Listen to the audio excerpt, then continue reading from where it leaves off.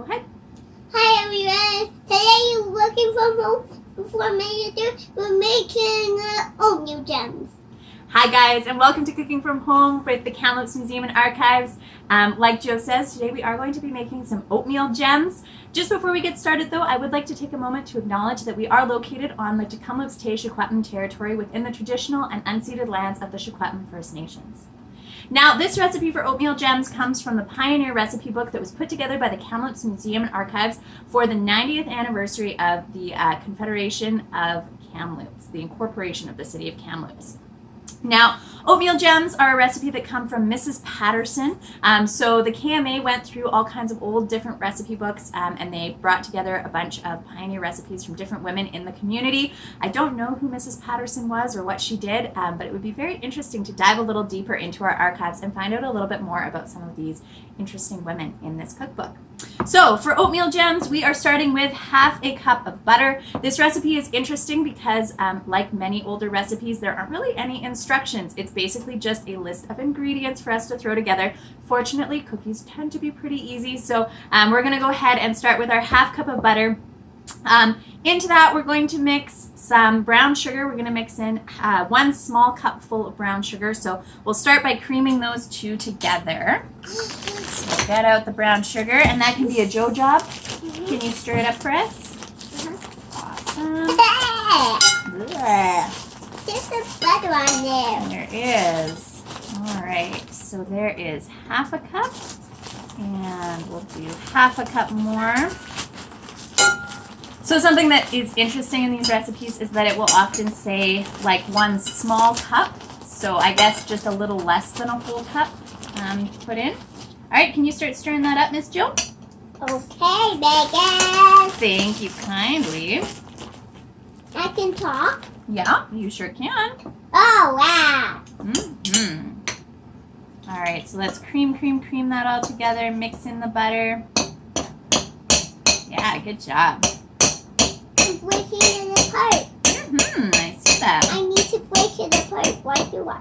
Okay, let's see here. Let's give it a little bit of a mix. Do I need to add the sugar yet? Well, we've already added the sugar. And interestingly enough, this recipe only calls for brown sugar. So I'm not sure why that would be.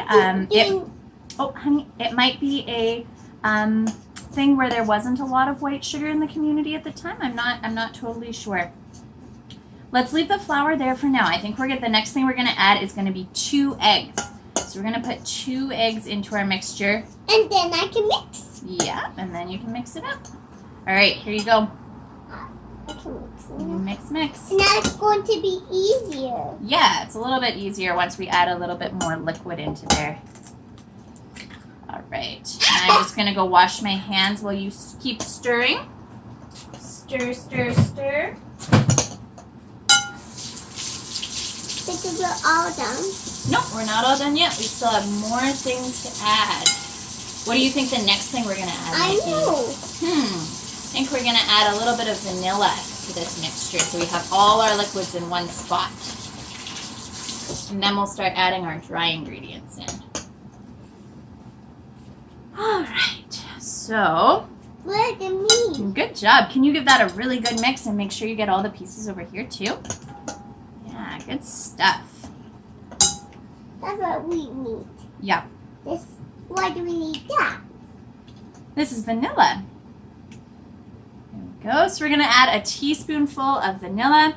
I think one thing I find with oatmeal cookies is that the flavoring you put in, the seasoning and stuff, is quite important. Generally speaking, I will also add a little bit of cinnamon to my oatmeal cookies, just so that they have a little bit more spice to them. But this recipe doesn't call for it, so I'm going to hold off on that. Look, it's getting harder and harder. It is. Great job. All right. So now that we've got all our wet ingredients all mixed in together, so our butter, our eggs, our vanilla, creamed together with our brown sugar, we're going to go ahead and start adding some of our dry ingredients. So this recipe calls for 1 small cup full of flour. So we'll go ahead and we'll add that one right now. There we go. Oops, sorry, baby. There you go. Also calls for 1.5 cupfuls of oatmeal. I can mix it now. Yep. So we're going to use 1 minute oats, I'm not sure if it makes a difference. Mine is getting harder and harder. It is going to get harder and harder to stir for sure. 2 and 1 more. But I don't powder. Those are oats. We're putting in oats. So 1.5 cups of oatmeal. It is entirely possible and also probable that in pioneer times they wouldn't have had 1 minute oats or quick oats. They probably would have been working with steel cut oats or like the original porridge oats that you see. Look, it's getting hard. It is. It's going to get harder and harder to stir. And we're also going to add in 1/2 cup of coconut. So we've added our 1/2 cup of coconut and Joe's just going to keep stirring it there. Mix, mix, mixing. Now, the recipe for these cookies, these oatmeal gems, does call for a cupful of chopped walnuts.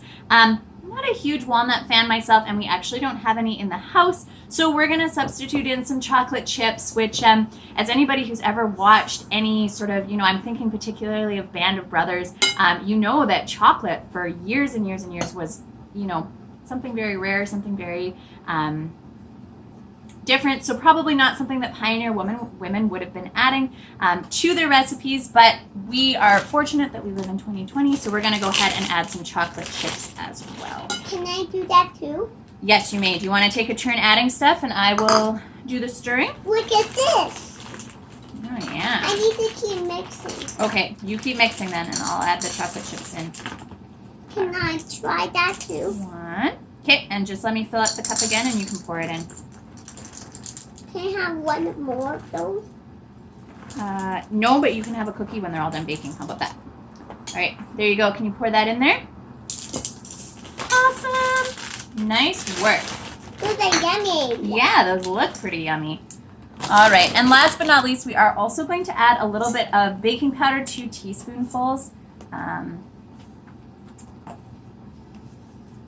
So we'll go ahead and 1 and 2. There we go. And as anyone who's done a lot of baking knows, once you've added that baking powder, you don't want to over mix your stuff because it'll make the dough very stiff. There's raw egg on me.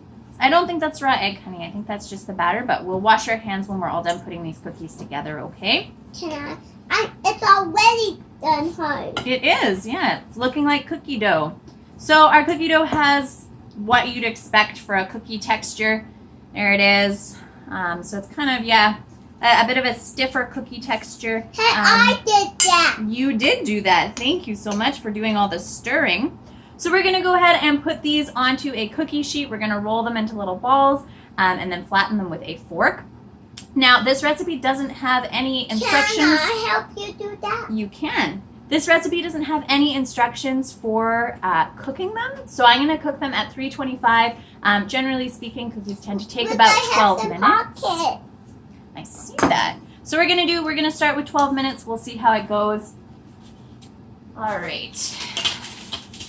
I'm going to. Okay, so our hands are clean. We washed them just before we started this endeavor. So grab a ball. You want it to be about this big, so about cookie size. We're going to flatten them down. These ones, the cookie dough is a little loose, actually, to be rolled into balls, so I think we're going to flatten them down. Go? Oh, a little bit more than that, honey. A little bit more dough. Grab a little bit more dough out of the bowl, okay? Oh, okay. Okay. Yeah, there you go. Nice work. Flatten them down with my hand. Yeah, so you're making a nice little circle, and then you're going to squish it down. I don't think that these cookies are going to expand very much when they're cooking. So I think we should be all good on that front. Is that it? Yep, that looks perfect. Can you put that one on the cookie tray? You dropped one. I did. I dropped a chocolate chip. Oh, dear. Yep. Not too close to other cookies. We want to give cookies lots of space. Why? Well, because if they do expand at all while they're cooking, we don't want them joining together. Because then we'll just have one giant super cookie. That's it. There we go. Look at this. Yep. That's it. Perfect. Nice job. You give me one. I did. I gave you one. All right, so we'll put our cookies on the cookie tray. I think this is probably going to be our last one, so can you add it to the cookie tray right here? Okay. Nice work. All right, so we have quite a lot of cookie dough and not very much space on our cookie dough tray. So we're going to go ahead and pop these guys into the oven. Here's what they look like pre-baking.